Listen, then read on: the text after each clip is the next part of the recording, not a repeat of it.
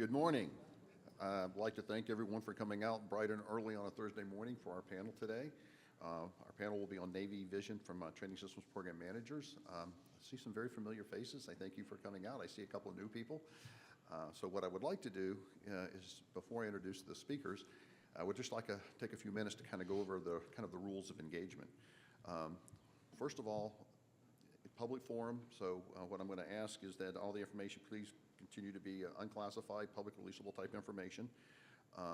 The way we handle this is we will have a question and answer period, so please, there's people here with cards, write your questions down, be very clear, try to write well so I can actually read it, and also make sure you're spelling out acronyms and stating it so that we can actually understand sometimes which exact program you're talking about. Sometimes we don't get the acronyms that industry sometimes uses.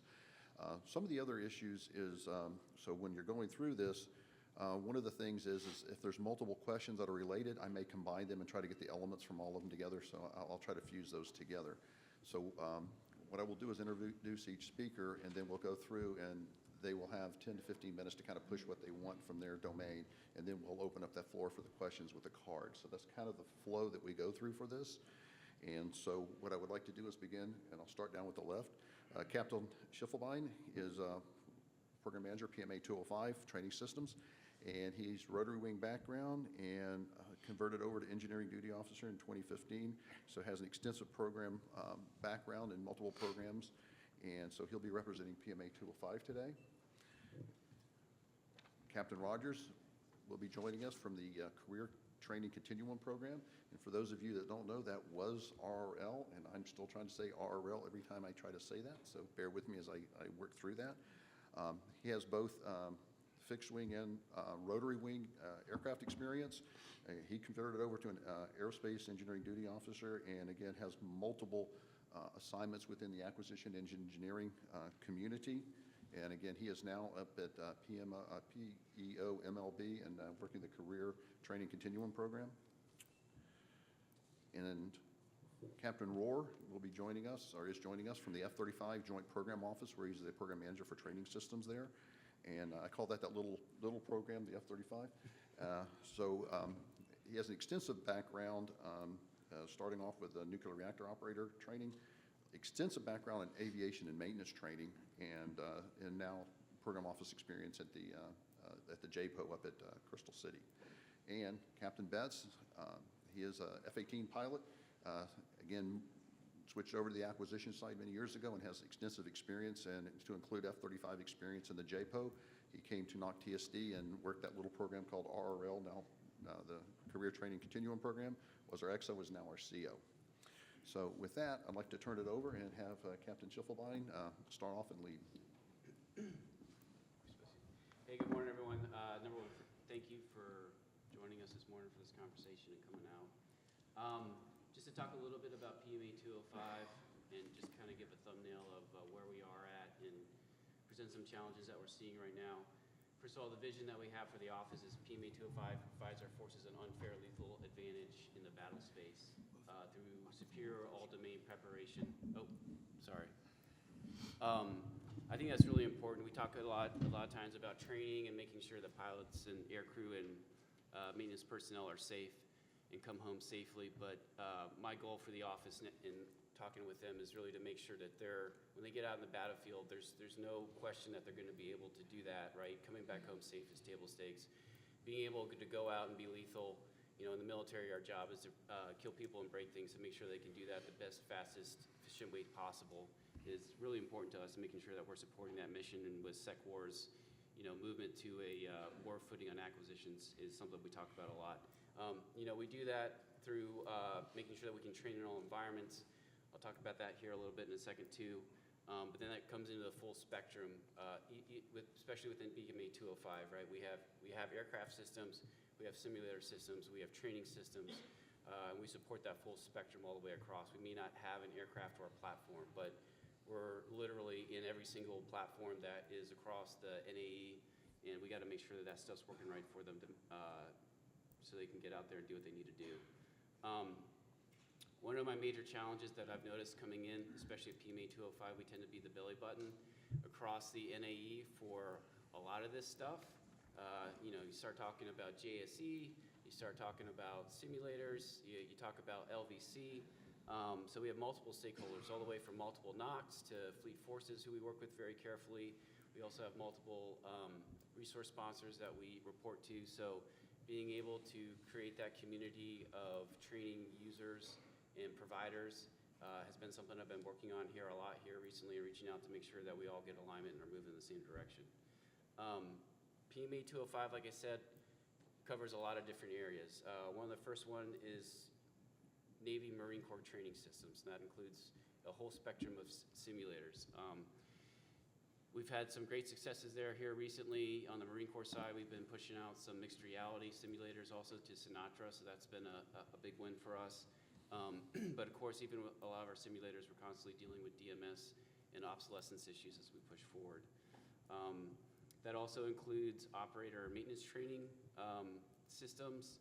I work closely over here with Captain Jamie, Roger, as we are trying to provide and make sure that even the wrench turners that are out, on the fleet have the A&C school supplies that they need to actually train and get ready to go out there. In the live training environment, I'm sure as you know, we manage the TICS 1 and TICS 2 programs.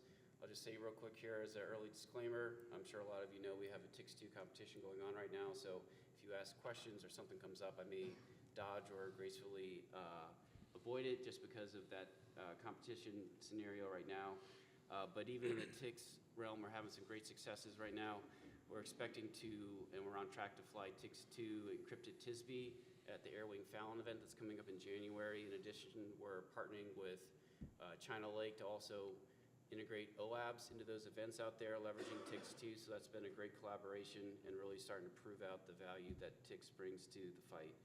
We also have ocean systems, so we support all the undersea training ranges that our ASW operators need to operate and train on.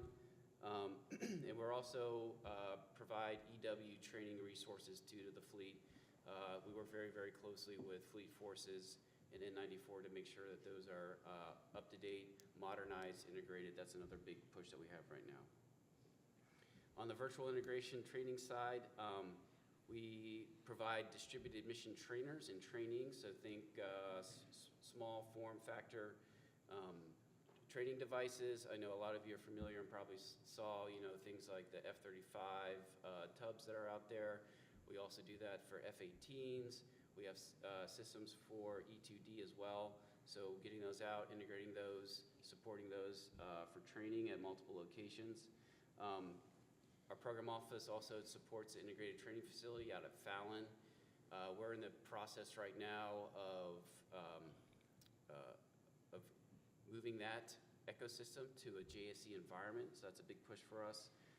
And then finally, our integrated training at sea, currently called SIMS at Sea. In 2027, that'll actually become an official program of record, will come date. We've deployed to 2 carriers so far. We're right now in the process of increasing our production capacity in Pax River, where we build and test and deploy the trainers from, so having a lot of good success there as well. In general training too, again, we support a lot of the A and C school work from ATC and LSO training. We run the ASM system, so that's a IT system that supports all of our maintenance crews and tracks and maintains their quals, and also the ACTS system. And then finally, we also have an S&T branch. That's our Atlas team that's really concentrating on looking at LVC standards, looking at some of those future opportunities that are coming down the road and how we integrate those. Working with the LVC community and JSE community on modeling and simulation, and also targeting some of those S&T efforts that we can get through SIBRs. So all in all, we have 1 ACAT 2 program, 1 ACAT 3 program, 2 ACAT 4 programs, 37 abbreviated acquisition programs, and another 28 smaller, lower-level programs. So it covers a wide range of efforts. I like to say, we may not have the biggest budget, but we have about, over 500 employees. We have 6,500 different, devices and stuff we support, so we have a large footprint and work across a large area. A couple of the North Stars that the office is really tracking to right now, I kind of already mentioned one. One of them is the stand-up of the JSE environment in Fallon in 27. Another challenging North Star we're tracking to is in 2029 is a full synthetic air wing training out of Fallon as well, getting F-18s and E-2Ds into the Cittal environment and out of the Little environment. So some challenges there, but we're charging towards that way. Major challenges that I just wanted to share that looking to industry and other DOW partners to work through. Kind of it's been touched on a lot here, but really aligning of standards. My counterpart on the Air Force side, Colonel Jaime, we're talking back and forth a lot about that right now, especially on the JSE side of it, but also, in my opinion, is going to start flowing into the live environment. It's how do we make sure that we're aligning the standards in our interfaces so that we can be able to easily move models and capabilities between different systems and really build out and complete that joint training environment that we're looking to make. But of course, really our standards, right, is really looking for capability, affordability, availability, safety, and training for our warfighters. That's kind of table stakes, of course, as we move through that whole process. Another challenge that we've seen here recently is finding the right workforce. Finding the bodies with the correct skill sets or some of the highly specialized stuff we need to work on, particularly on the technical side, of course, is challenging. I think that's not just within DOW program offices. I know it's also a challenge on the industry side. If you look at the data that's out there, fully admit, right, the defense defense when you compare it to the tech side as far as profit and generation of value is different. So we're seeing that a lot right now, right? Folks, highly talented folks moving away from defense systems over into the tech sector. I don't know how we get better on that. We definitely need to concentrate on growing more talent as we can. Integrating across multiple type model series and platforms. Again, as you can kind of heard in our whole scope of work, making sure that we're looking across all these different platforms, working with the different platform program offices, making sure that the funding is aligned and protected to kind of bring these capabilities into the aircraft, right? Because, in some of these LVC use cases, if the aircraft's not updated but the ground system is updated or vice versa, or there's a piece of code over here in one of the systems, if one of those things are lagging, it creates a barrier to making the full end-to-end capability work. So communication has been a big thing here. Like I said to a few of the industry partners I've met with, I've tried to do my best to get out and see everyone while I've been here, but making sure that we have that communication flowing just to stay aligned as best we can in that regime is important. Another one is working through different security environments, right? As we start trying to connect these different enclaves to each other to really reach that fully integrated training environment. Some things that have been talked about here are distributed JSE, even connecting different aircraft to different places also. There are security barriers there, figuring out ways to challenge that in a smart way and work through those problems, whether it's a policy problem or a technical problem, is really important. There's a lot of requirements that are also being levied out there by outside organizations that we have to manage and really work through. And then aligning the efforts across the enterprise with LVC. Just to make a couple pitches here. Number one, we do at PMA 205 run the LVC Consortium that meets twice a year. It's open to all government and industry folks who work and participate, contribute to the LVC capabilities. I'll caveat that by saying that maybe the next one that's coming up here in the March time frame, maybe more government only. So if you reach out and you want to participate from the industry side and you get a next time answer, please don't be offended in that. It's just what's happening right now. But we want everyone to come in. We want to have those communications at the consortium. We talk about what we're doing on the LVC side. From the PMA 205, we have Fleet Forces participates in that. I know my Air Force counterpart also participates. So that started a couple years ago now, so we're really trying to grow that and make that a useful forum for people to talk through. And then the last thing, especially For me, in the training environment, right, a lot of our efforts don't necessarily cross that big threshold for a large program or may need some sort of large competition. I would ask, on the industry side, please look for those, multiple award contract MAC opportunities or IDIQ opportunities that are out there. It's incumbent upon you to kind of find those and get your company qualified and into them. Because once they're there, those become quicker, faster opportunities for at least my program office to reach out and maybe fund an effort that I need to do or get through a competition process much faster. So thank you, and I'm looking forward to questions. Thank you. All right. Hey, good morning, everybody. I'm going to have to say that this is probably the most dedicated and, motivated group for 8:30 on the last day. So thank you for being here. It's my second time at ITSEC, and it's been a real pleasure again. So, hey, I'm Captain Jamie Buck Rogers, the head of Career Training Continuum, formerly known as Ready Relevant Learning (RRL). And I'm going to say it's a great time to be in training, modeling, and simulation. It's just a great time. As far as the highest leadership in the Navy and the DOW, everybody has it as a priority. Admiral Caudle, CNO, in his C-Note 2, rebranded Ready Relevant Learning to the Career Training Continuum and calling it the Navy's enterprise program of record for individual training and career-long learning. So I handle the A schools and the C schools, modernizing those, and then there's also a couple other lines of effort we're working, but just a great time. What got me most excited about this job when I first joined a year and a half ago was I have a 19-year-old son. He's a sophomore at Alabama, Roll Tide, and I am going to the SEC championship this weekend. But what got me most excited was I know how he learns, and we all know this. It's not news to anybody, but this generation has grown up on screens and videos and looking at things a lot more interesting than tech pubs and manuals and reading out of textbooks. I don't think my son's ever had a textbook.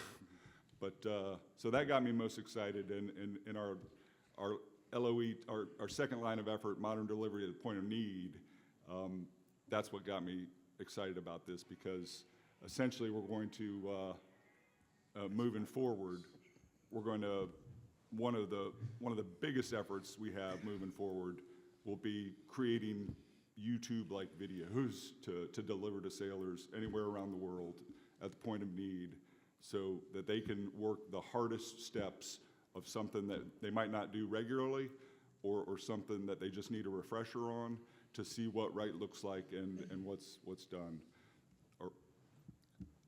And I think we've all experienced this in our own lives. I had a saltwater chlorinator in my pool back in the day that just stopped working, and so I looked it up, and as a 45-year-old man, I'm soldering for the first time, and I made it work. It worked. It's magic. So we all know the power of that type of capability, and so excited about that. Our first line of effort is the Career-Long Learning Continuum, CLLC, and that work was a major effort, creating roadmaps for 80 ratings across the Navy, taking a sailor from 0 years to 30 and finding out when and where they need the training through that career long. And what happened in that effort was we discovered gaps, training gaps.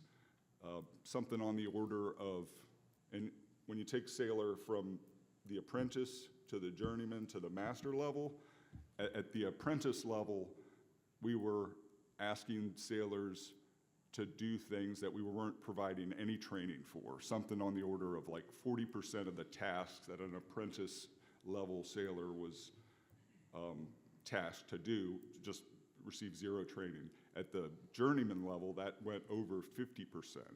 And then even at the mastery level, now that number's at 60%. So we're talking about lots of gaps. And I want to put the bumper sticker out there from CNO is one of his keys to success in his tenure is training sailors to the highest level of mastery. So we've got a lot of work to do. I think we're doing better. I think RL's had a little bumpy past. We haven't had the greatest fans in some areas here and there, but I tell you, we deliver when asked. So I'll give a quick vignette on Airboss back in the day. We went to him and said, hey, what's your biggest head herder? And he had an answer for us. He said, E2D, fiber optic test, inspect, repair. And we jumped on that. We were agile enough and quick enough and worked with great companies that I met last year, I met again this year, and met new ones this year as well. But a company that we worked with turned around in 6 months a test set that we delivered to the fleet, and the readiness and numbers improved. So that's how quickly we moved.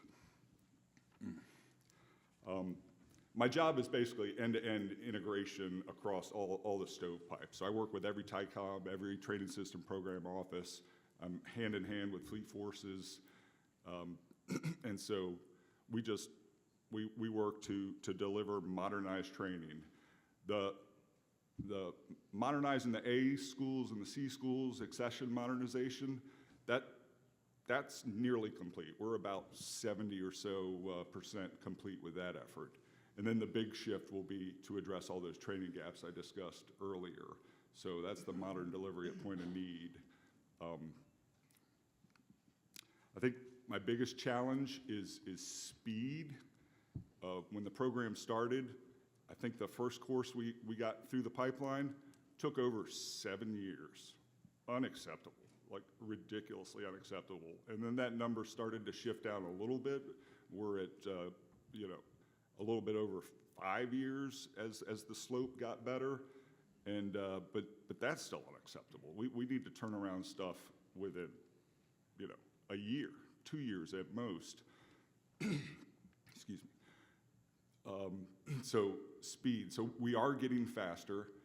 The folks at NOC-TSD have several AI projects going on right now that take course development from front-end analysis all the way to delivery and feedback loops that are taking tasks that would take a ISD 14 months to do down to weeks with this technology. So that we are going to get faster, and I think we're only going to get faster.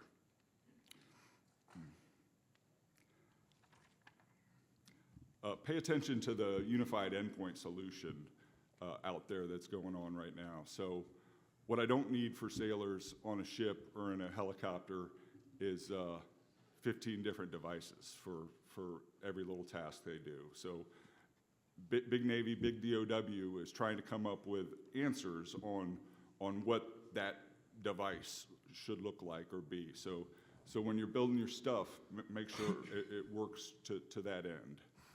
I don't need sailors with 5 gadgets running around for every little maintenance task.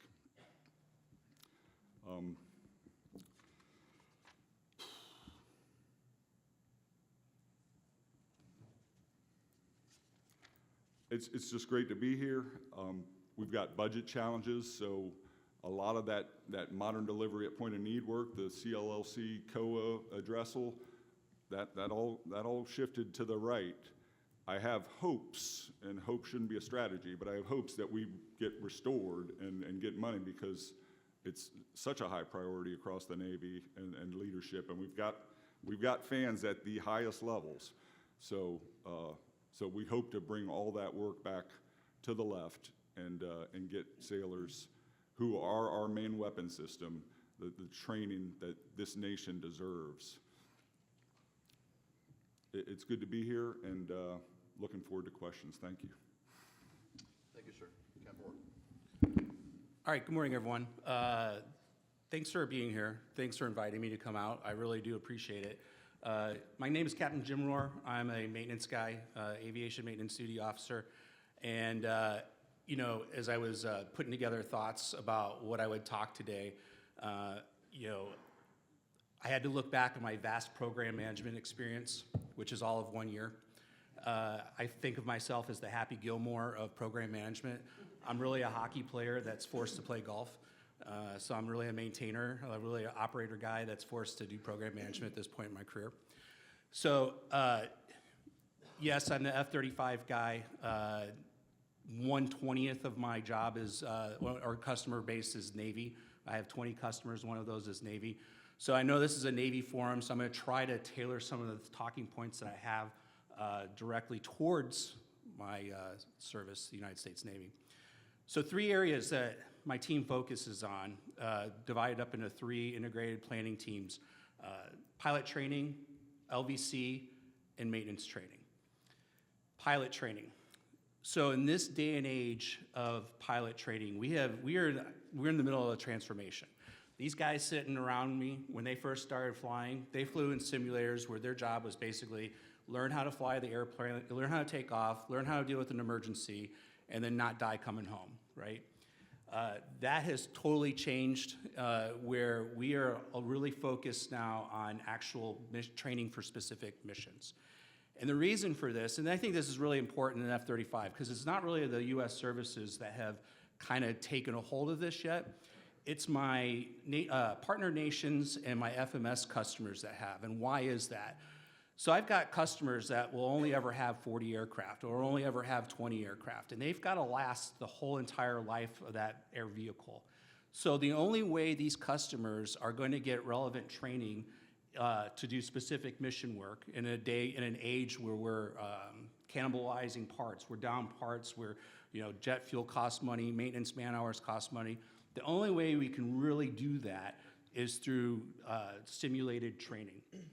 The convenience, or the nice part of that, the nice benefit of that, is the technology has advanced so rapidly that we're in a situation where we have things like JSC, the Joint Simulation Environment, where I was there a couple of weeks ago with my new boss, Lieutenant General Mazziello, and we had the opportunity to have some Air Force pilots behind us that were in the middle of training on JSC.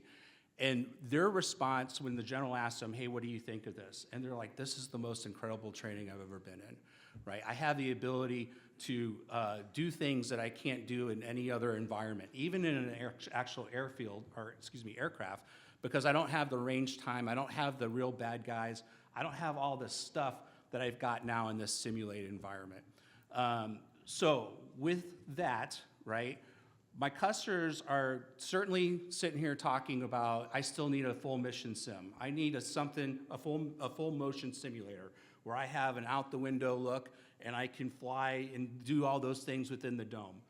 But in an air vehicle, the F-35, where I'm spending most of my time looking down at this and doing all this doesn't always become relevant anymore. So my customers are really starting to focus on mission training, to the point where Lockheed Martin is now just fielding for the first time what we call the Modified Mission Rehearsal Trainers. It's an OFP-based, just like the full mission simulator that we have, OFP-based environment, but it's a smaller footprint.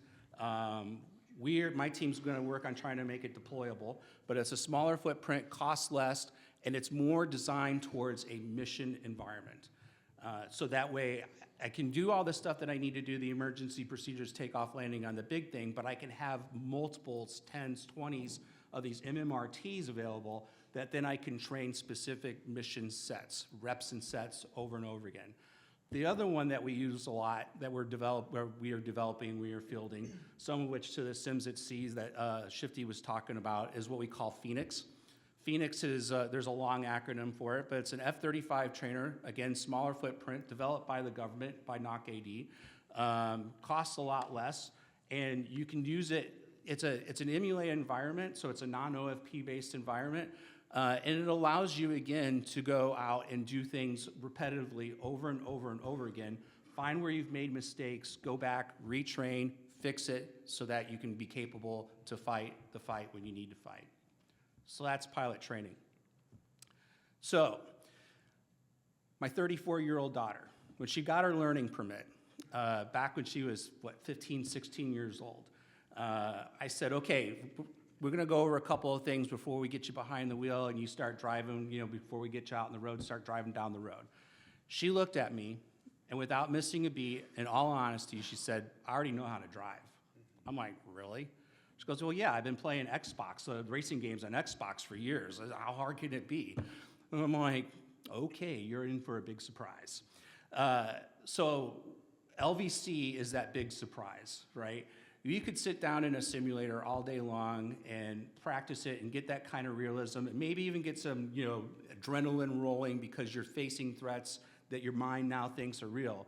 But until you've pressed your foot on that gas pedal and felt the surge of the car, until you know what it feels like to run over a curb, you don't have that sign of, mentality in your mind of what's going on with that car and how that car reacts in a real environment. So this is where I believe LVC is so vitally important.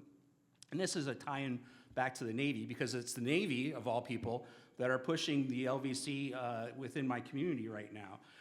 And primarily, the reason is because we do have embedded training within the F-35. The problem is our embedded training doesn't talk with the F-18s, the Growlers, the E-2s, and everybody else that the Air Wing has that they need to fly with. So the Navy is really pushing us hard over the last year to make sure that we get that LVC working inside the aircraft so it can then conduct exercises as a unit, as an air wing, so that when they deploy, they already know what they're doing. And then in my mind, again, just a maintainer here, but in my mind, I would need to know, yes, I'd love the opportunity to simulate the safe flight hours and save time on the aircraft. But if I could actually, I still sort of need to feel what it feels like to pull that jet in a position to fight that bad guy. And then my last piece, they save the best for last, is maintenance training. Again, like Mike said, near and dear to my heart. 35 years ago, I went over a couple of miles north of here to Naval Training Center, Orlando, and began my journey in nuclear power. And when I was 19 years old, I knew Zippo about electronics. I knew Zippo about reactor operations. And within less than 2 years, I was fully qualified to operate a nuclear reactor in upstate New York. How did I get there? I got there because the Navy, even in 1990, the initial training that the Navy gave in 1990 was so phenomenal that so specific, so phenomenal, that I could get to the point of not knowing anything to the point of being able to safely operate a nuclear reactor as quickly as possible. I think we do that great. Where I think we struggle and we still need help on is the day-to-day maintenance training stuff. I'll give you another example. So a couple of years ago, I was the F-35 wing maintenance officer out at NAS Lemoore, California. I was the maintenance officer in charge of all the squadrons. I think we had 4 at the time of the maintenance efforts of the 4 squadrons. I had a Lockheed Martin engineer come out to my flight line and look at my jets. And he pulled me aside. He said, hey, sir, I got some bad news for you. You're not tracking your LO deficiencies correctly. I'm like, what are you talking about? I just sent a jet back to your factory, and you guys said that it's still as stealth as it was, 100% stealth capability, it's good to go. And that aircraft deployed on the Vincent for 6 months or 7 months or whatever it was. He goes, yes, true, but that barely made the requirement. The jets that I'm looking at that you have in your flight line now are not being tracked properly, and because they're not being tracked properly, they're not being the deficiencies aren't being corrected properly. I lost my mind, right? We bought this jet so it could be invisible, not so that it could sit there and look pretty and gray and fancy with all its wings and all that stuff, right? That's not why we got it. So I immediately rang the alarm, and I called people up and I said, hey, I need a mobile training team. I need them to come out right now. I need them to, re-baseline all my maintainers, blah, blah, blah, blah. I need to do this right now. And so everybody came to my rescue and did that.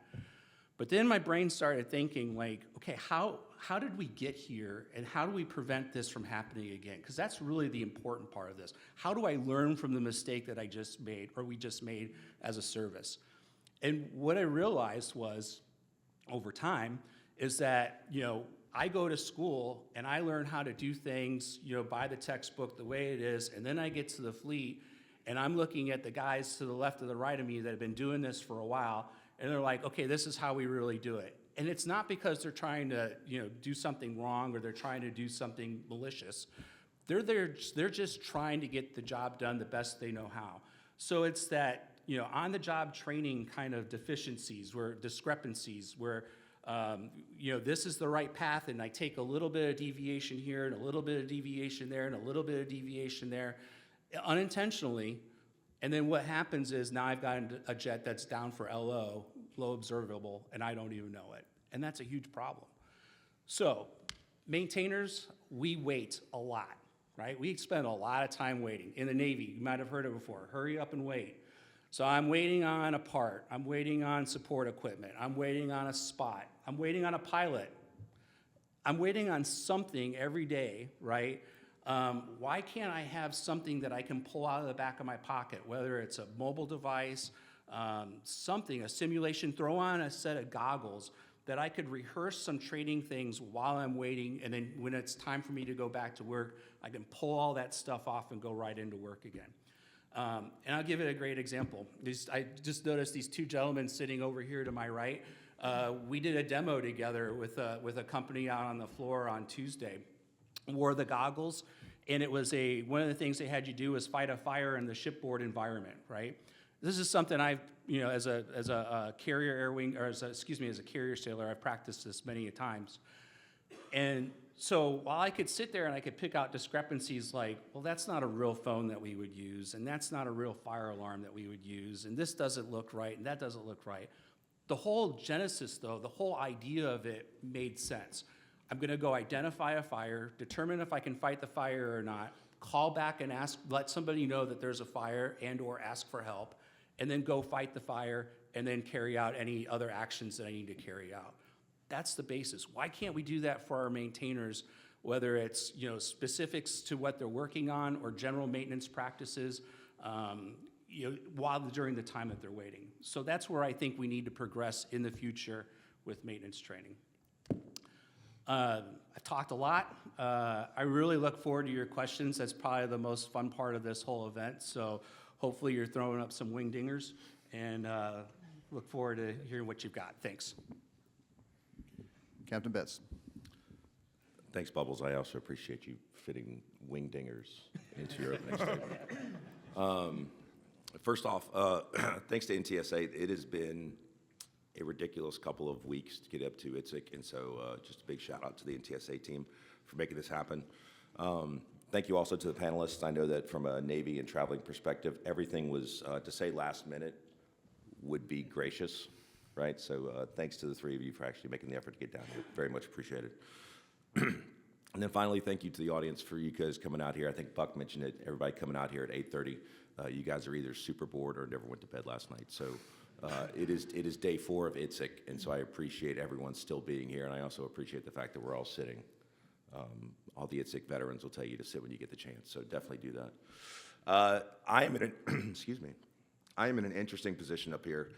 These three gentlemen all have programs that they execute. We at NOC TSD, we support those programs, right? And so from a Navy get real, get better perspective, where you kind of separate supported and supporting, they are the supported and we are the supporting command in that relationship. And so it is our opportunity, it's our job at NOC TSD to make sure that the programs and the efforts that they just described all go off without a hitch, right? They're all moving as fast as they can. And so how are we doing that? We had kind of had 3 priorities from a TSD perspective that we focus on in order to help these gentlemen ensure that they get their requirements met and they get training out to the warfighters as soon as possible. The first is it's speed, right?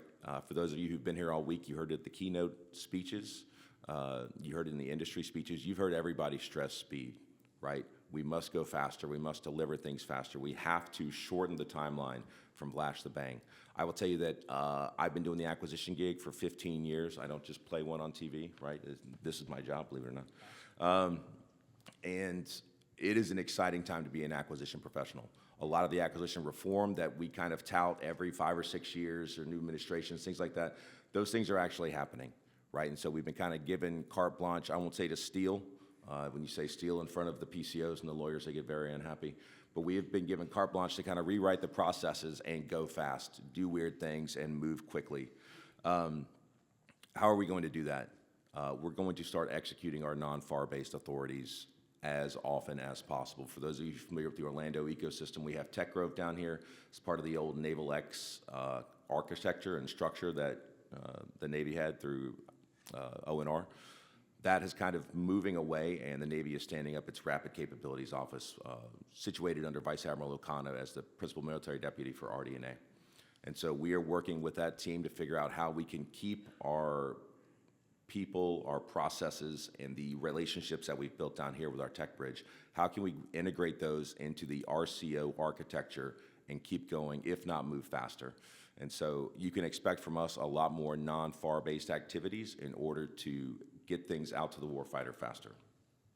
Second, and you heard all three gentlemen mention it, is we focus on training at the point of need, right? So when you talk about CTC, when you talk about SIMS at Sea, even for us at NOC TSD, we've got our multiple reconfigurable training system afloat where we put an electronic classroom on board a carrier with all of our electronic courseware that we've worked, so that sailors who are actually deployed on a carrier can train, can get that just-in-time training while they are deployed. Those are all things that we focus on providing training at the point of need. And then finally, interoperability. Who's a Ted Lasso fan? Right, most of us, right? And if you haven't seen it, go watch it, and shame on you. But there's an episode in season 1, right, where the character tells one of his soccer players, like, hey, you're so sure that you're 1 in a million that out there you forget that you're 1 of 11, right? We have companies coming up to us all the time talking about how amazing their training system is. Hey, I've got the best visuals, I've got the best AI, I've got the best constructors, the best digis. All that stuff's fabulous. If it doesn't come out of the box on day 1 interoperable with the rest of my training devices, it has limited utility. Things today need to be interoperable with the rest of the training devices. I need to be able to plug them in on the network, and I need to be able to connect them to the rest of either the air wing or the rest of the training devices that we have available. And so one of the efforts that we have going on down here at Orlando is VJETS, our virtual joint environment for tactical training systems. What we're trying to do is develop essentially a digital sandbox where I can take platforms from across the air wing, platforms from across the Navy, not even just the Navy, but also the joint services. We're already talking to the Air Force, we're talking to the Space Force. We're trying to create that digital sandbox where I can do my interoperability and integration testing prior to fielding a training system. Right now, we take those OFPs, we take those softwares, we put them on operational training devices, we take those down for 1 or 2 weeks. Everybody's super thrilled about that when that happens. And we put that onus on the fleet operators, right? We grab a couple guys out of the squadron, we make them sit in the boxes for a week while we test the software. That has taken those training devices down, that has taken training time away from the fleet, and we have to stop doing that. And so we're trying to create that architecture and that environment where I can do these things, figure it out before we get it out to the fleet, let the fleet know ahead of time, these are the limitations, these are the capabilities, this is how you can execute this training device. And so really those are the 3 things that we are working on from a NOC TSD perspective to help these gentlemen execute their programs. I do look forward to your questions. That is going to be entertaining. I will tell you, there's a lot of the NOC TSD staff in the audience today. I appreciate you guys for being here for my phone a friend ops model. Thank you very much. And so my staff definitely looks forward to your questions. Thank you, sir. What I'm going to do is start off by trying to weave a fairly complicated set of questions that came in, but I think it's a good theme, which is we talked about the gaps that were created in our training and the processes that allow those gaps to occur. There's a lot of challenges to fix our current processes to make sure that doesn't happen again. But now, as talked about in the flag officer panel, we want sailors ready day 1, and we want to go faster. So our existing process creates these gaps, we're dealing with that, but now we want to go faster. And so how do we actually resolve the pressure to actually get warfighters fully up trained on day 1 with the knowledge that we have to fix what we're currently doing and at the same time move to the more advanced systems, unmanned systems, and make them work in a coalition environment? So how do we bridge that large gap from what we've done to what we need to do in the future and be successful? So I sat on that senior level panel as well, and I heard the day 1 concept. And so one of the things, buck here to my left, this is where I love whatever we're calling ready relevant learning these days. Because, if you cannot expect somebody, again, I'll talk from a maintainer, or even a pilot, a young pilot in their 20s, to expect to know everything they need to know in their whole life of flying or maintaining an aircraft on day one. There's just no way. So you have to really define what the day one is. And Admiral Goucher, I think was his name, he really put it to me in a perspective that I understood. What is an initial watch standing position that a sailor that a sailor could walk on board the ship and start working on right today? Because I'll tell you what happens, right? You go through all this school, and everybody's been telling you, wait till you go to the fleet, wait till you go to the fleet, and you're so excited about getting to the fleet. And then you show up to the fleet, and the first thing you do is you wash dishes, right? Or you do laundry down in ship's laundry. And I don't know about anybody that's ever worn the uniform or is wearing the uniform in this room, but that's not why I joined the Navy, right? I joined the Navy to operate nuclear reactors. That's what I joined to do, right? And I certainly didn't join the Navy, or certainly didn't quit college to go sit in a classroom for the next 4 or 5 years either, right? I quit college because I was tired of sitting in a classroom. I wanted to go do things. So I think if we can hone in on what it is, what's the requirement, what can we do to get a sailor involved right away, get them that initial training first, whether it's operating a sonar station, being a plane captain. I don't understand why we couldn't have a sailor learn how to be a plane captain in sea school, so that when they show up, they do maybe a practical, and they're now part of the team, they're part of the squadron, they're working, they're doing what they signed up to do to join the Navy. And then, as far as the gaps go, the gaps are basically where we're always going to have gaps. I think the important part is the feedback loop. And I'll tell you, as a maintainer, you'd be out in the fleet in a squadron, and the schoolhouse would send you a survey, right? And you're like, they'd be like, oh, hey, tell us how we're doing, and we always blow it off, right? I always blow it off. I don't have time for this.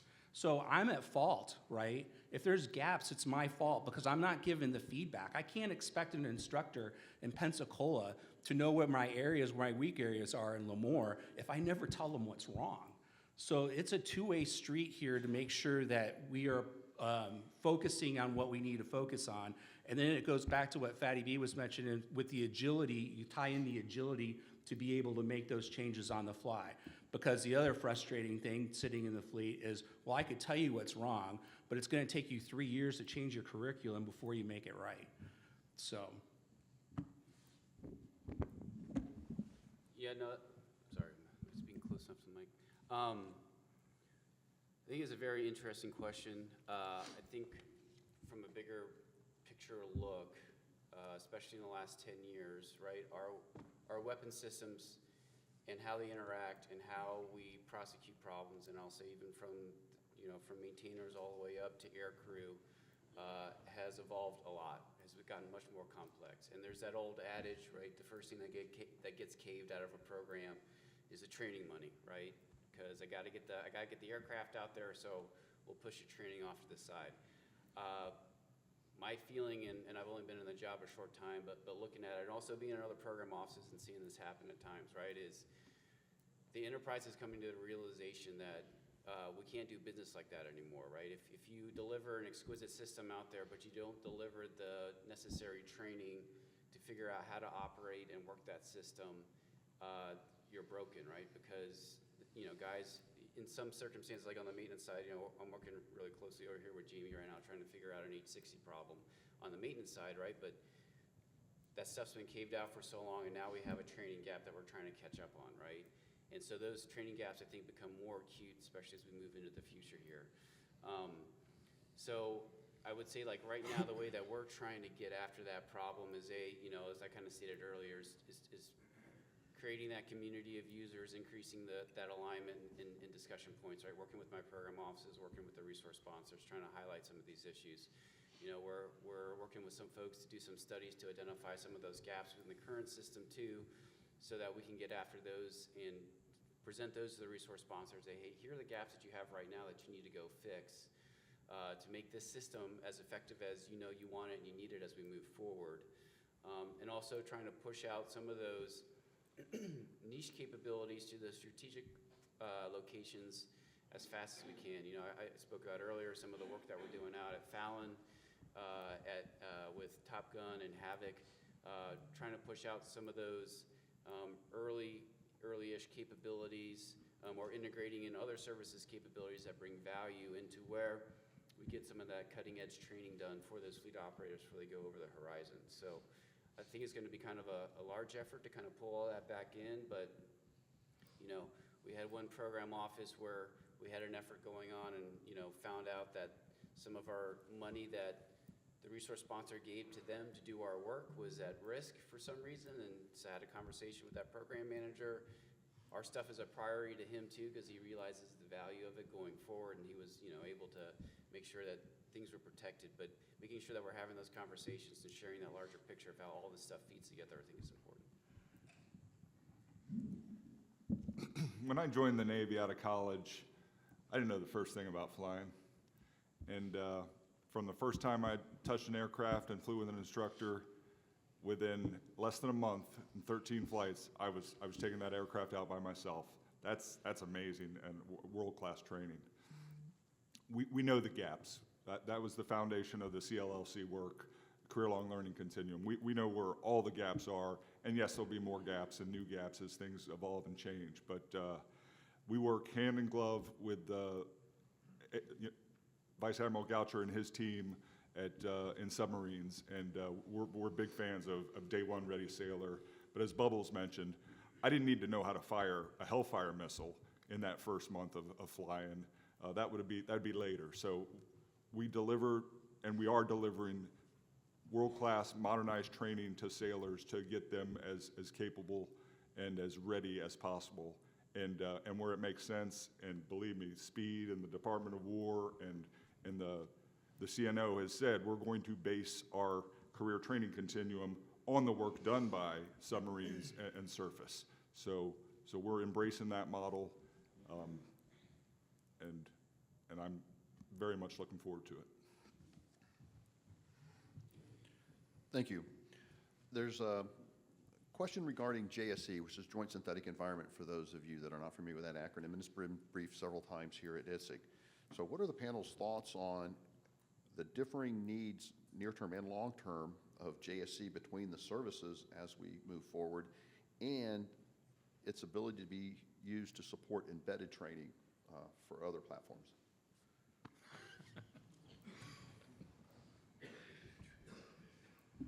I think I know where that question came from, and I still don't have an answer. You know, so with the different services, right? So being the F-35, and you know, if you're not familiar with JSE at all, the JSE was developed in part to get the F-35 through operational training, because there's a lot of things that we can't test out in the open air, and so what it would happen was, at some point in time, somebody went, wait a minute, we could really use this to train on, and it just has kind of taken off like a wildfire in its ability to readily train pilots to a degree that we've never known before. And so I'm really glad to hear Shifty from 205 talk about all the work that they want to do with JSE for training, because I'm trying to figure out where my new role is as the F-35 TSS lead with regards to JSE. And where my strategy is currently is providing what's known as F-35 in a box, the FIAB, the software guts that makes the F-35 the F-35, so that we can then give it to our customers, to the 3 U.S. services, that they can then have them put that into the JSC at NOC AD, and then go execute it with all their other type model series that they need to fly. So I think for the first part, I really think with the services going in a different direction, there certainly needs to be some jointness. I'm a big fan of jointness. I went to the Eisenhower School, studied jointness there. So I think we don't need to do duplicative efforts, because those waste time and money and resources. But we're always going to have specific needs with the services. The Air Force is going to want to always do one thing, the Navy and the Marine will always want to do something else. So there needs to be differences. The embedded training piece, again, I got hit up this morning right before coming on stage. I hadn't really thought about this before, and because one of my customers, the Air Force, has talked about, when I've been trying to get more popularity, more people involved with getting my LVC push for the F-35 going forward, I went to the Air Force to talk to them about it. Matter of fact, took the Air Force down to Naval Air Station Oceana so that they could see the little training, the link inject to live training that's being done down there to try to sell the Air Force on this capability. And the Air Force went, yeah, that's great and all, it's really cool, but it's a lot of infrastructure and we're putting all our chips in on JSE. I'm okay, got it, fair enough. But I hadn't really thought about, kind of connected the two dots, and I think it's definitely there. And again, I think my LVC lead is in the house, so hopefully he's taking notes, because we'll be talking about this next week, about where we start to maybe move forward with this. But no, it's a great idea, and something we will definitely have to explore as a community going forward. Yeah, from the PMA 205 side, so at least from the program office NavAir side, PMA 205 leads the Navy's efforts on JSE. I'm actually really interested in, the concern about differing needs or conflicts. I have a counterpart on the Air Force side. He spoke yesterday, Colonel Jaime. I think I mentioned him earlier. We talk all the time, figuring out ways that we can, leverage each other and make sure that we're staying aligned. So I think at least from the programmatic acquisition side, we're working on trying to make sure that we're not fighting each other, that we're collaborating where we can, understanding there are going to be some differences out there.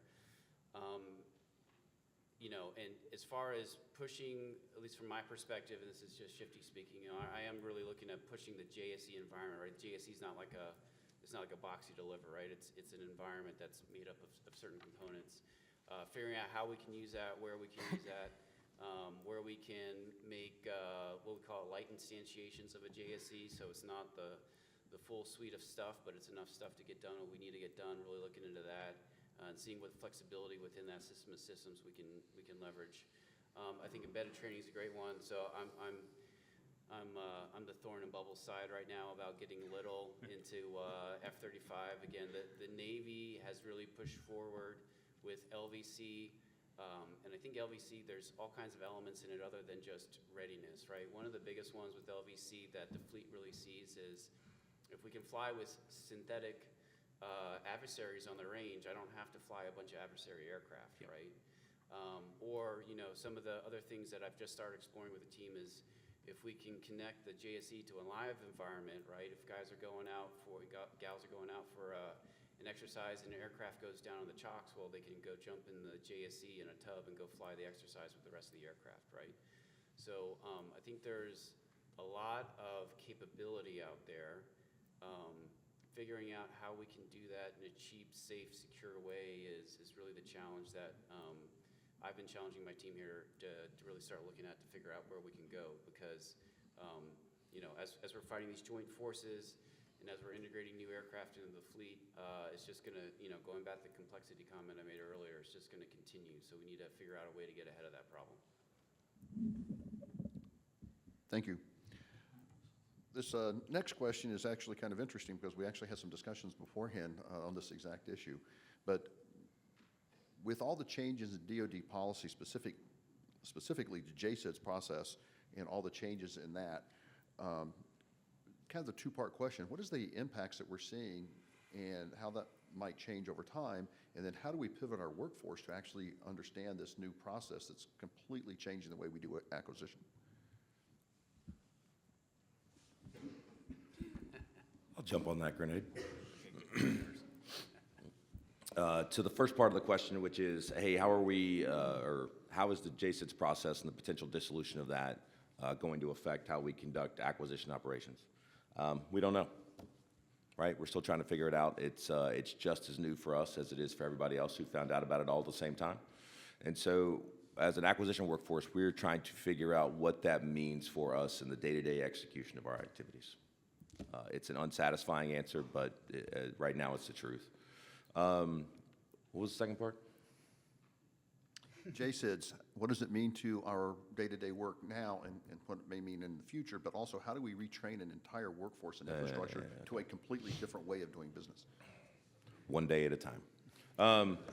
And so you heard, for those of you who sat on the keynote speeches and then even the flag panel yesterday, it's a culture shift, right? We know how to go fast, right? And a lot of times the processes, yeah, they can inhibit us and we can go slow, but it is a culture change that is going to help us go fast and it's going to help us execute quickly, right?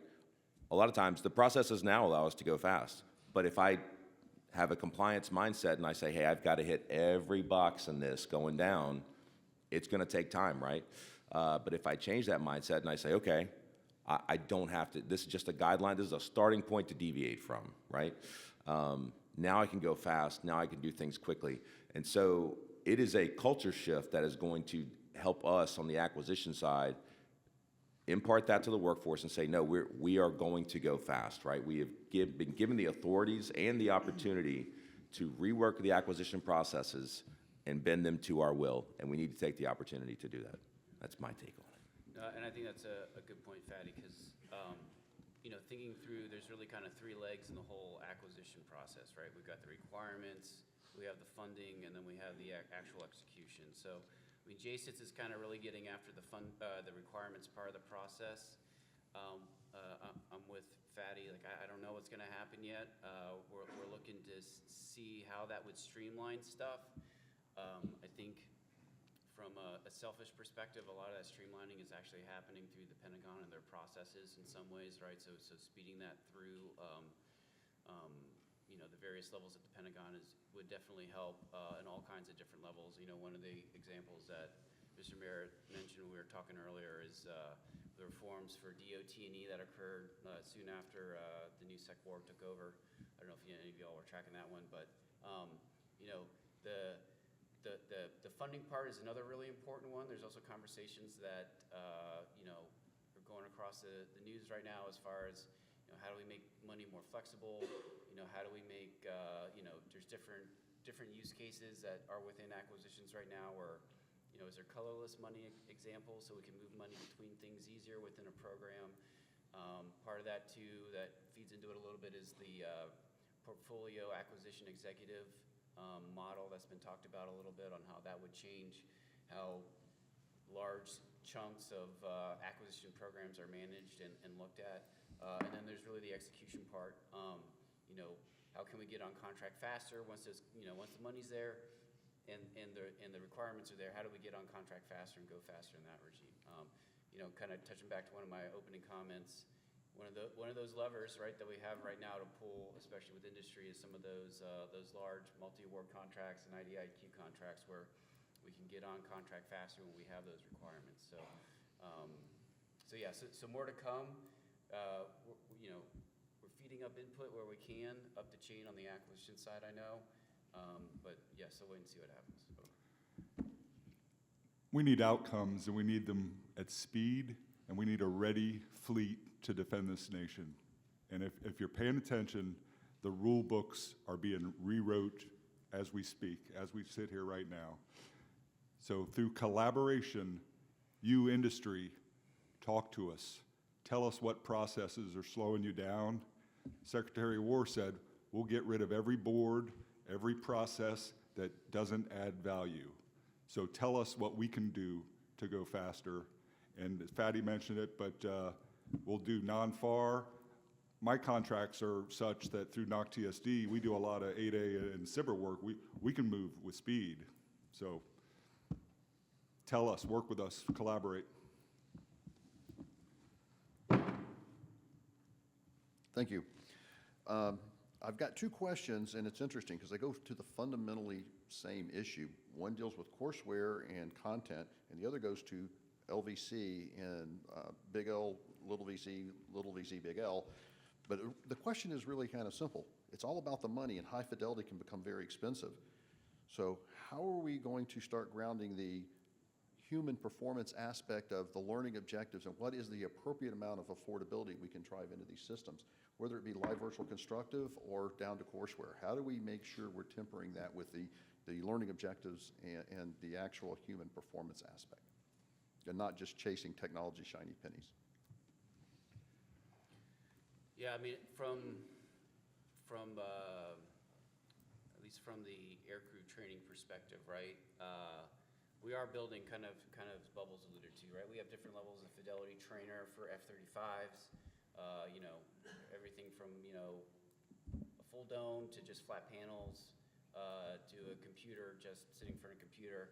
We're really rolling and looking at all that stuff for all of our platforms, really. You know, we have different systems for, you know, E2D, we have different form factors, same thing for the F-18. So we can kind of scale some of those use cases to what the operators need in a specific situation. As far as the, you know, the LVC thing, you know, again, what's that end state goal is LVC is all one thing, right? So how do we get to that? What's that roadmap? What's that plan? And how do we get there? You know, with constrained resources, that's where the alignment conversations that I've been mentioning is really important.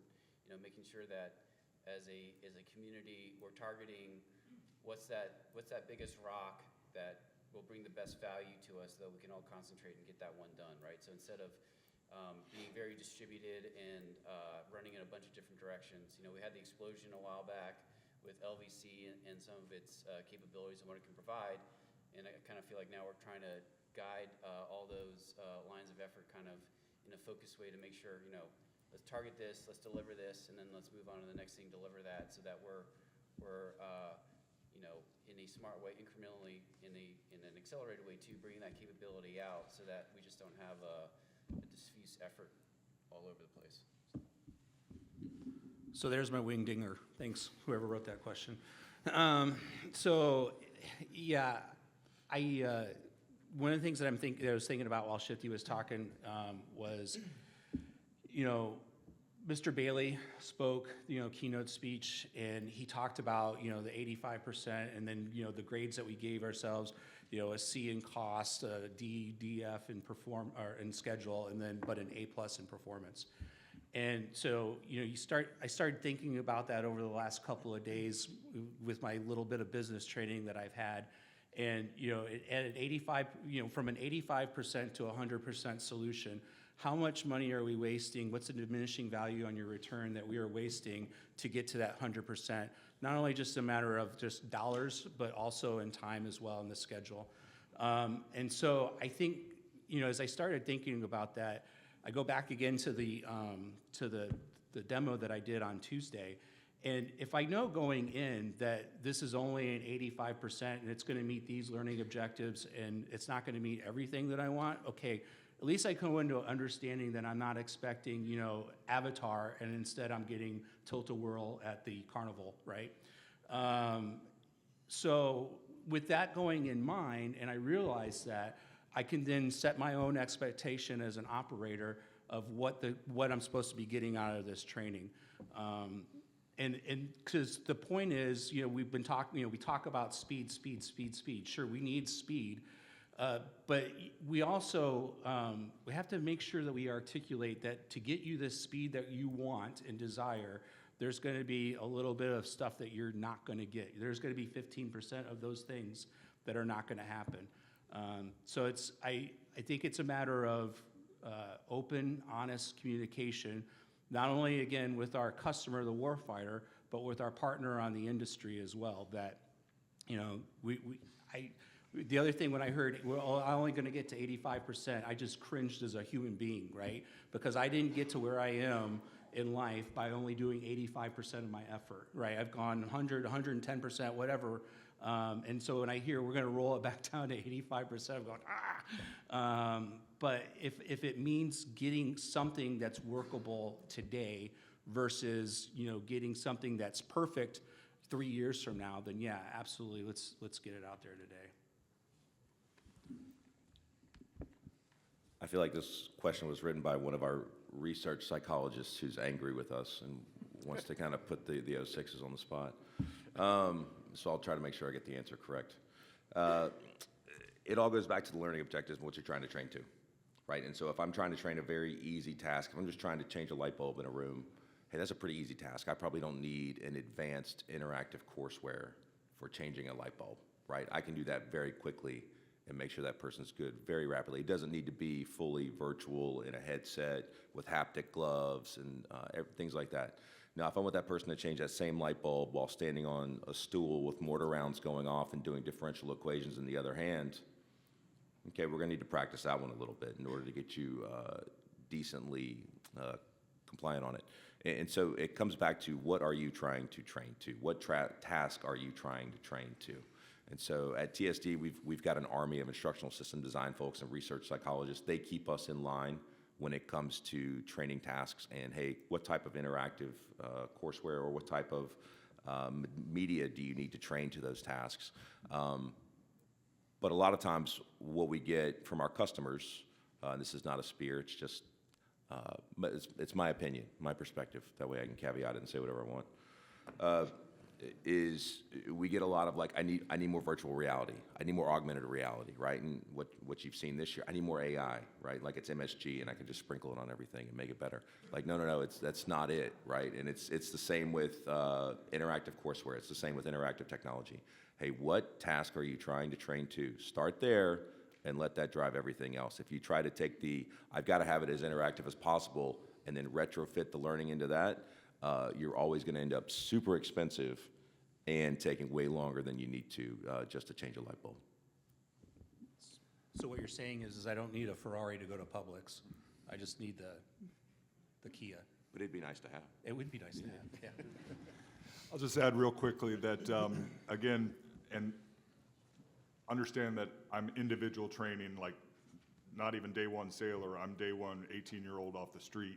But in our modernization efforts through our A schools and C schools, we've removed redundant learning objectives. We've improved the training so that it's more hands-on. Anybody that follows, the science of learning knows that you retain more for longer with actually doing. So our lab and our hands-on hours are up tremendously, and over 52% of the training overall is actual hands-on lab training. So we are addressing it. This is a question that comes up fairly regularly in these panels. Decisions made 40 years ago can tie our hands with vendor lock on technologies and weapon systems. If we want to go faster and be innovative, how do we stop breaking some of the vendor locks that we've got into long term, and how do we not create them again in the future?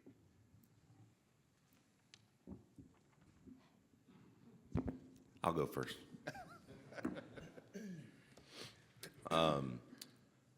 Again, having attended a lot of the senior panels and stuff earlier this week, you heard a couple of our executives talk about it, and I believe even Secretary Duffy, or Honorable Mr. Duffy, excuse me, talked about this, was we have got to start getting data rights, right? And so a lot of by the way, one of the benefits of being in this job is that a lot of my predecessors are around, and so we start talking about 40-year-old problems and things like that, I can always just point at those individuals and point them out and say that it's their fault. But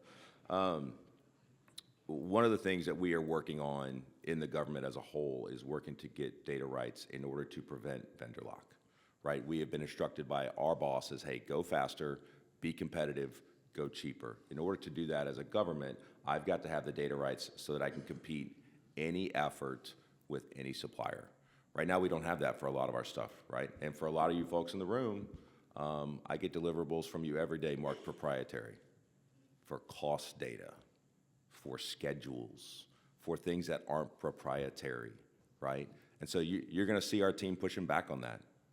You're gonna see our team pushing back on it hard. Now, we're not gonna push back, and this is to my team directly, we're not gonna push back on it at the extent of, at the cost of schedule, but we are going to push back on it because as an acquisition professional in the government right now, our bosses are laser focused on getting government purpose rights, for all of the information that we procure so that we can use those data rights to go faster and be cheaper.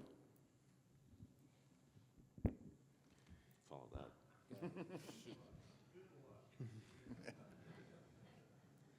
Yeah, Yeah, I'll say,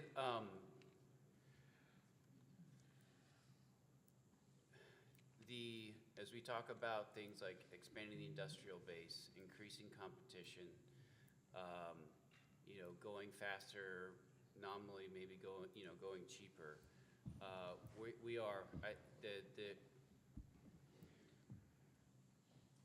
the way that and this is just Shifty's opinion, right? The way that we've done defense acquisitions is going to have to evolve, right? We're going to move away from these large Uber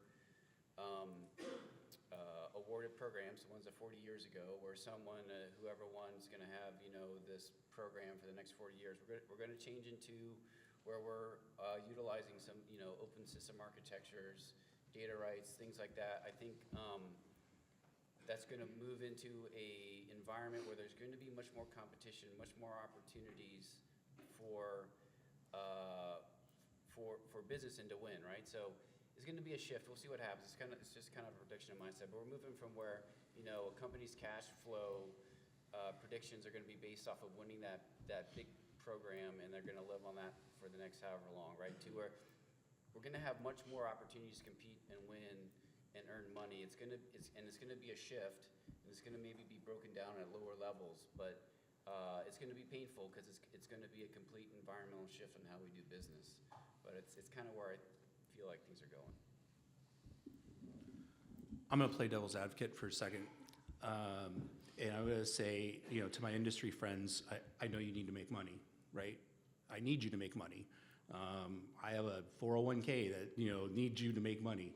And I understand that data rights are an important part of that process. You invest, you work, and you want reward out of that product that you built. I totally get it. Again, was at Eisenhower, got to talk to industries, and that was a big topic. I guess what I'm asking you as Bubbles here for a second is to figure out a way to make money and still give us some data rights. Do I need all your data rights? No, right? I don't. I have looked at maintainers that have told me stuff like, I need, like shipmate, you do not, you would know what to do with that data if you had it, right? There is no, you are not educated enough to know that engineering stuff to know what to do with it. But do we need some of it? Yes. So my message to my industry friends to help me help you, please, is to figure out a way to still make money and give us some data rights. That's a much more fair way of putting it. Vice Admiral Goucher addressed this directly, and I thought for him saying he's not an acquisition guy, I was like, that's a pretty good strategy, sir.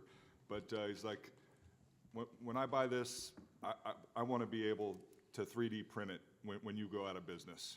And whether it's we pay you royalties every time we print it, there's a way for both of us to win. And we all understand you need to make money, and we support that. And I think this administration supports that. So let me follow on the example that because I heard the same thing. The example that I remember from 3D printing a while back was the iTunes model, right? Every time I want to print this, I go into an app and I hit a button and it charges me 99 cents, like the way I used to buy music from iTunes before they would with the streaming plans. So every time I want this part, I go into the app, hit the button, 99 cents, 99 cents. And that was where I tied that example back in. Bless you. Thank you. This next, actually two questions I'm going to combine together, gets to I call it a practical issue that we all face, particularly at the working level. So for those of you that don't know me, people that do know me suffer through a lot of analogies I use, and I drive them crazy, so bear with me for a second. One of them is when you're wrestling alligators, it's hard to remember the real objective is to drain the swamp. And so these questions kind of go to, at the working level, we deal with NAVFAC, IT issues, we've got cyber protections, we've got policies and procedures and paperwork mismatch in the regulations and requirements. We want to start using AI, we want to start using machine learning, we want all these new technologies, but we've got all these barriers. So what are we doing to overcome these barriers and get these barriers removed so we can go fast and not trip up at a lower level? So yeah, when Sec War gave his Arsenal of Freedom speech back on the 7th of November, to me that was like a rock in the middle of a pond being dropped, and then now we're watching the ripple effect kind of spread out to all the extended shorelines, right? And sitting on the shore at the edge of where the land meets the water, and as that ripple travels, is a person sitting in a basement somewhere that owns a policy that says you can't do this, right? And it was written 40 years ago, and it doesn't apply today. But for some reason, somehow, that person hasn't gotten the message yet that says, hey, we've got to change, and we're willing to make these changes. And so I think it's going to take some time, of repeatedness over and over and over again, and saying the message this way, that way, and another way, to get out there to that person that holds that policy or that procedure or even that law that says thou shalt not do this in an environment that happened in 1962 and not today in 2025, right?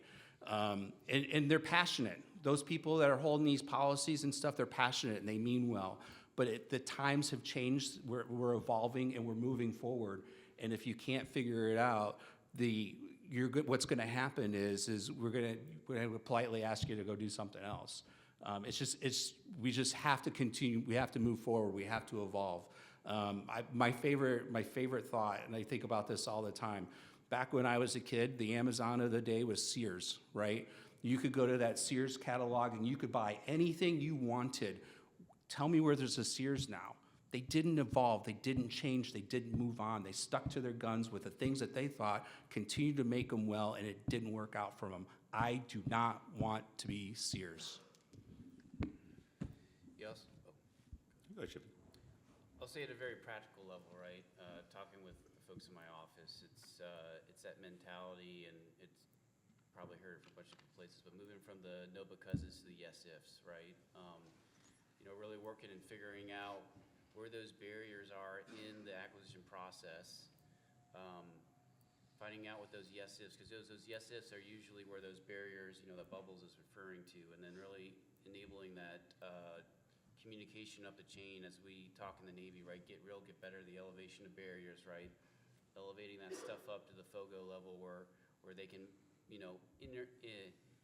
interject into some of the processes that they're looking at the Pentagon and trying to fix. So that's, at least from my perspective and my team, that's what we've really been talking about and trying to reinforce. And I'll kind of pile on to what you both have said. It's incumbent upon folks like us to remove those barriers, right? We don't know what they are. We're going to tell you to go fast and let us know when you hit a barrier so that we can remove it or that we can elevate it, right? But that is our job as senior leaders in the Navy. We take those barriers and we go remove them so that our workforce can do their jobs, right? And so what we need from the workforce is we need a willingness to go fast, find those barriers, and then elevate to leadership so that we can remove them or that we can address them. But first off, we have to have that culture shift to say, no, we're going to go fast, and then we're going to bump into policy. And there is nothing that I love better than going after some policy wonk. It makes me so happy when I get to take someone's piece of paper and just throw it away. So please bring your leadership the problems so that we can fix them. I'll tell you one barrier that wasn't discussed, but it's a real problem with my line of work and our Navy is infrastructure, and I'm talking shore infrastructure. And no offense to my Air Force brothers over here, but the joke is that the Air Force, builds the golf course, gets the most exquisite gym, builds the greatest barracks, and then they go back to Congress and go, oh yeah, we need more money to buy planes. And the Navy does the opposite. We build all the ships and the submarines, and then our shore infrastructure suffers. So I get courses completed and ready to go, and I can't fit or build the electronic classroom because the roof is leaking, or the air conditioning's not satisfactory, or we don't have the fiber or the pipes to run the stuff. So that's one other barrier, but we're working on it. And I actually spend my budget on facilities issues, which is, you just got to get it done. You need a total solution, so if that's what it took, that's what we had to do. This will be the last question, and It goes to, as Navy leaders, what is the biggest mismatch you see between what the Navy needs and what industry partners think we need? And what's the most productive way to close that gap on expectations?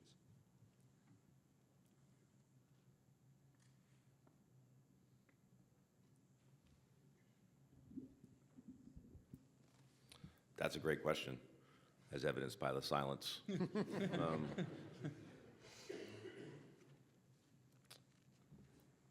I'm going to answer the question that I want to answer.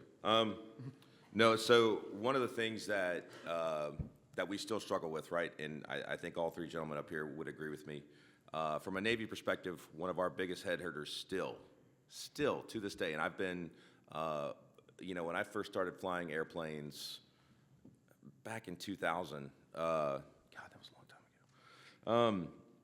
We had this issue 2000, right? We had this issue 25 years ago, and we still have this issue. And so we've kind of worked with industry to figure out how to solve this.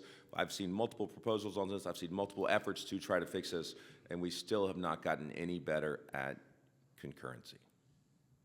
We still struggle with concurrency. And so when people come and they say, hey, look, here's the best system, I guess to answer the question, people think that we want the most technologically advanced solution that can do everything, when in reality, I don't need that, right? I need a solution that I can update rapidly.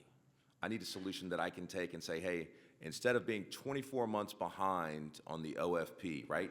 And having to explain to the kid who's just learning how to fly an F-35 or an F-18 or an H-60, hey, this is a simism, right? We say that all the time. This is a simism, this is a simism, because the software is not up to date. I would love to take some of the advanced technology and advanced wizardry that come in a lot of the training systems and put that effort into resolving my concurrency problems so that I can get software out to the training device only 6 weeks late at the same time. Hell, it'd be great if it came out before the software was actually put into the aircraft so that we can train people in the simulator first and they get into the aircraft instead of the other way around. And so that's my take on that. Yeah, a lot of times I don't know what you guys are doing, right? And it's places like this. Unfortunately, I would love to bring the whole fleet to ITSEC, right, and have them walk the floor and be able to and see what's going on and what's in the realm of possibility. I'm amazed. I've been. This is my second time back here, and I'm amazed at the things that have progressed even over the year. So the problem is I'm sitting here in the fleet, and usually what I'm trying to do is, take what the chicken, take the chicken feces and turn it into chicken salad every day. That's what I try to do, right? Take what I've got and try to formulate it into a product that I can utilize, not realizing that there's something that industry is producing out there that's so much better than I can even imagine. It's a lot of it's got to be communication, but I don't know how we necessarily communicate all that. Because the other aspect of this too, the flip side of this is I'm a horrible customer. I'll tell you, all day long today that this is what I want, this is what I need, blah, blah, blah, I gotta have it now, and then 2 days from now I changed my mind and I want something totally different, and now you've got to react to this because a squirrel popped up and now I want to do something different. So it's definitely a challenge, and I'm going to take that question more as feedback. One of the things that I've tried to do is get out to the fleet, get out to industry, talk to people, and try to be that as a program office to try to be that bridge between the war fighter and the industry partner, so that we can kind of one example, AI instructor training. You fly a sim. And you have the instructor, you have the AI instructor that can formulate and feedback. I think this is something relatively new that a lot of people don't know about, but I know they're working, industry's working on it. So, yeah. Thank you, sir. I would like to take a moment and thank the panel here. It's been a wonderful panel. It's wonderful to work with you again. I would like to reach out to the audience and say thank you for getting up and sharing your time with us today, and thank you for giving some questions to work with. And with that, let's enjoy the last day of ITSEC, and I hope to see you at the banquet tonight. And done. Well done. Yeah, nice meeting you. Good to meet you. Good, good. No complaints. Yeah. Yeah, no complaints at all. Hey, good morning, sir. How are you? Oh, okay. You're up in Coastal City, right? That's right. So I know it for So, but, yeah. You did a maintenance trainer. The first one was February. Okay. And here it is. yes. Yeah. Well, our budget kind of nixed that, so not far. But walking the floor yesterday, I saw that I don't need Yeah, to there's recreate the that, wheel that was done with the and Army so back my- in 2017. My maintenance, not that one, not that. This is Yeah. my, that's my maintenance trainer, IPT. No, Dan not, Hirsch. do you know He Jimmy Lee? didn't come because he's coming next week. But yeah, get a hold of him. Yeah. No, What's that? Yeah, understand. absolutely. Understand. No. I'm gonna come down here so I don't feel like I'm on a. Yeah, John and Alfredo are trying to get. Sir, I'm well aware, and believe me, that's, yeah. I intend to. I think one of the Yeah. issues that I told those guys, I said, hey, Right. this is good we're gonna have. I said, thank you. Let me come down. I'm not the right person to talk to, right? And so I'm trying to figure out who on my team to connect them to help because from my perspective, while it's a great discussion, I'm just not smart enough on it to like I'm afraid like I'm gonna waste John and Alfredo's time.